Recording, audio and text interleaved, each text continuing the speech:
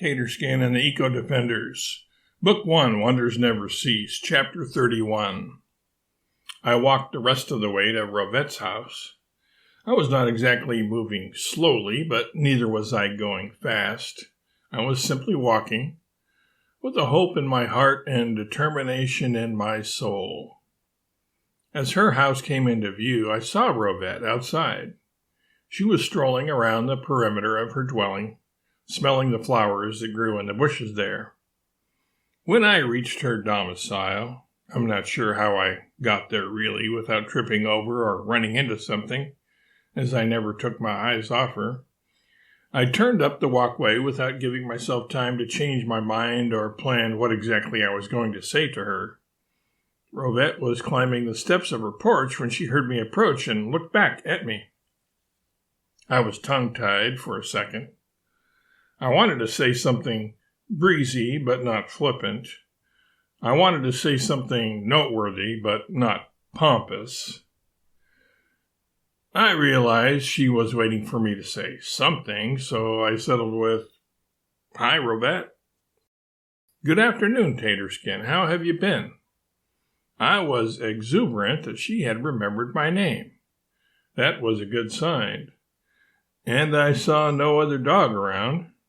If she had a dog friend, he would certainly have come out to confront me by now. "I'm well, thanks, Rovette," I managed to say. My throat was getting dry. There seemed to be a lump in it.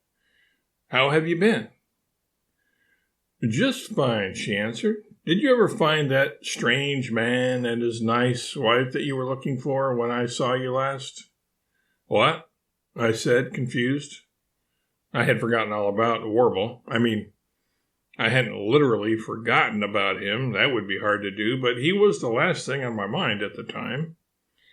Then I remembered that the first time, and the only time up until then, that I had talked to Rovette, I was asking her if she had seen Warble and Mary McGorkle walk by. "Oh, yes, I did find them. Thanks again, Rovette, but, You look like you have something on your mind, Taterskin." I gulped. The time for small talk was over. I had to either claim that my visit was I was in your neighborhood and thought I would stop by to say hi kind of thing, or tell her what was truly on my mind and in my heart. I decided to lay all my chips on the felt, so to speak.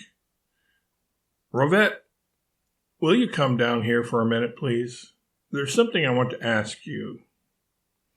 "All right, Taterskin," she said, and descended the steps. When Rovette walked up to me, searching my eyes with her beautiful ones, I again gulped.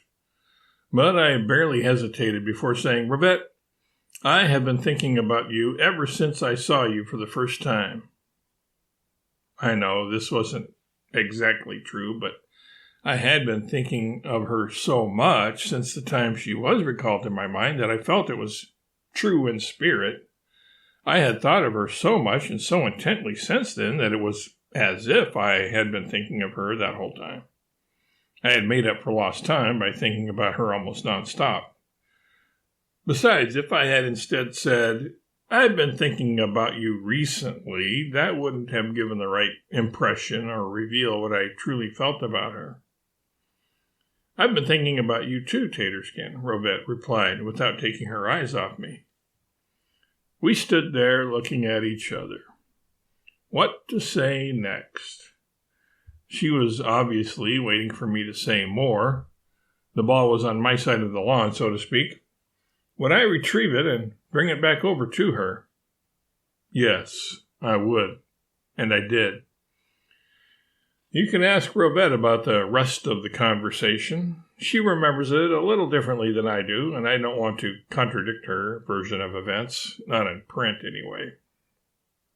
The important thing is that, to make a long story short, she left with me, after bidding farewell to the humans and other animals she had been living with, and joined me and the rest of the gang in the Zephyr as we headed off toward our next destination, Tinga Tinga, Tanzania.